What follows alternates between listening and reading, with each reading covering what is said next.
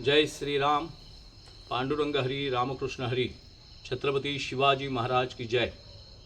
आज मला खूप अत्यंत आनंद होतो आहे, कारण मध्यंतरी लातूरमध्ये आमच्या किशोर महाराज शिवणीकरांनी एक असं अत्यंत भव्य दिव्य प्रचंड कार्य उभं केलं की भारताच्या आध्यात्मिक योग्यतेची क्षमतेचं काय सामर्थ्य असू शकतं। रणरणत्या उन्हामध्ये दिवसाला 3-3 लाख 4-4 लाख लोक मराठवाड्यातल्या लातूरमध्ये जमत होते आणि भक्तीच्या आनंदामध्ये न्हावून निघत होते। ऊन वारा पावसाची काही तमा न बाळगता अध्यात्म माणसाच्या आत्मनारायणाला कसं जागृत करू शकतं आणि शरीराच्या अतीत जाऊन देहातीत जाऊन कसं आत्मभान हरवून परमेश्वरासाठी काय करू शकतात लोक, याची प्रचिती आमच्या किशोर महाराज शिवणीकरांनी लातूरमध्ये घडवून आणली। 1000 गावांमध्ये वेड्यासारखा प्रवास करून लातूरमध्ये त्यांनी एवढा मोठा महाकुंभ आध्यात्मिकतेचा उभा केला की साक्षात प्रति पंढरपूर समजून पांडुरंग परमेश्वरच जनतेच्या रूपात तिथे अवतरले होते। आणि आता त्या प्रेरणेने तो जो महाकुंभ लातूरमधला पाहिला, त्याने आध्यात्मिक वातावरण महाराष्ट्रातलं भक्ती संप्रदाय ढवळून निघालेला आहे। सर्वसामान्य माणसाला आपल्या गावात, आपल्या तालुक्यात, आपल्या जिल्ह्यात एवढ्या महात्म्यांच्या संतांच्या वेगवेगळ्या पादुका ज्यांचं दर्शन करणं एकाच वेळेला शक्य नव्हतं, ते एकाच वेळेला महाराजांनी शक्य करून दिलेलं आहे। सगळी तीर्थ एका ठाई आणली।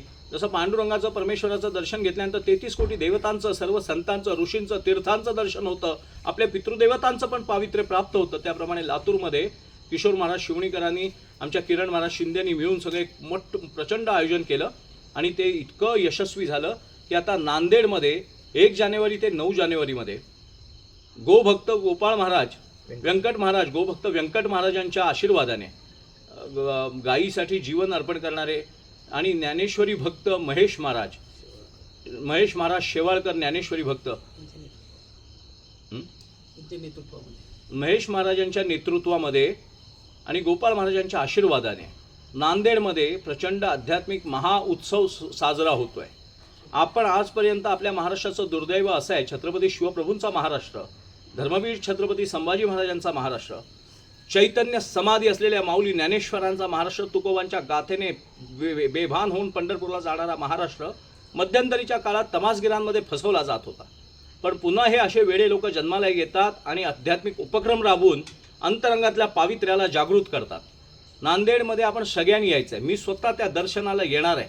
तिथल्या सगळ्या भाविकांच्या चरणरज आपल्या मस्तकी लावण्यासाठी आम्ही येणार आहे।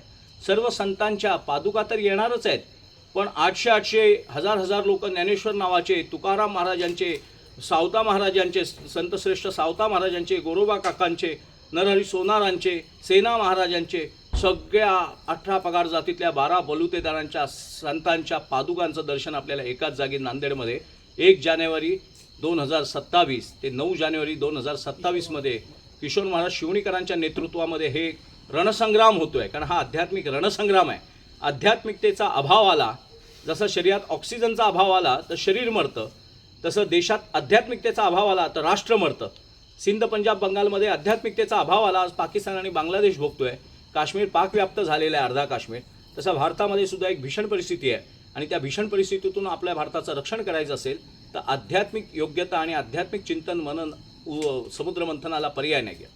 म्हणून मी किशोर महाराज शिवणीकरांच्या नेतृत्वात होणारा, गोपाळ महाराजांच्या व्यंकटस्वामींच्या आशीर्वादाने होणारा आणि महेश महाराजांच्या नेतृत्वात होणारा हा उत्सवाला धन्यवाद देतो, शुभेच्छा देत नाही, धन्यवाद देतो। कारण अशी शुद्ध उपक्रम राबवून भारताचं शुद्धीकरण करणाऱ्या महात्म्यांना केवळ धन्यवाद हा एकच शब्द लागू होतो। आपण सगळ्यांनी तिथे प्रचंड मराठवाडा, उत्तर महाराष्ट्र, पश्चिम महाराष्ट्र, विदर्भाने सगळ्यांनी संतांची, स्वतः पांडुरंग परमेश्वर जनतेच्या रूपात तिथे अवतरणार आहे, संतांच्या पादुका येणार आहेत, सगळा कीर्तन महोत्सव होणार आहे, विद्वान कीर्तनकारांची थोर कीर्तनं तिकडे होणार आहेत। 1ही रुपया मानधन न घेता, कुठच्याही प्रकारची सेवा न मागता विनामूल्य सेवा देण्यासाठी विद्वान कीर्तनकार तिथे उपलब्ध होणार आहेत। आणि आमच्या किशोर महाराजांनी भाग पडले सगळ्या कीर्तनकारांना आपल्या विद्वत्तेचा त्या व्यासपीठावर येऊन दर्शन घडवण्यासाठी। आपण सगळ्यांनी यावं।